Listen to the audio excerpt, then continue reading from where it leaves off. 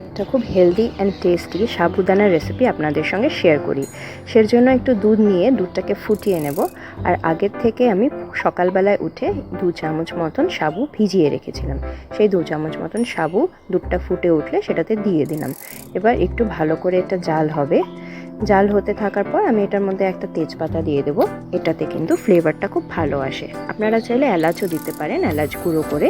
আমি এটা স্কিপ করেছি, আমি শুধু তেজপাতাই দিয়েছি।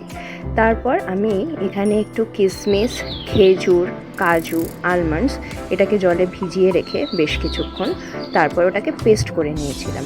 সেই পেস্টটাই এই সাবুদানার পায়েসের মধ্যে দিয়ে দিচ্ছি। দেওয়ার পর এটাকে আমি ভালো করে মিক্স করে নেব। এটাতে আমি আলাদা করে আর কোনো চিনি, গুড় কিছু অ্যাড করব না। এটাতেই, এই পেস্টটাতেই যথেষ্ট মিষ্টি আছে, এটাতেই ভালো মিষ্টি হয়ে যাবে। এটা খেতে খুব টেস্টি হয়। আপনার বেবি কিন্তু এটা খুব ভালো করে এনজয় করে।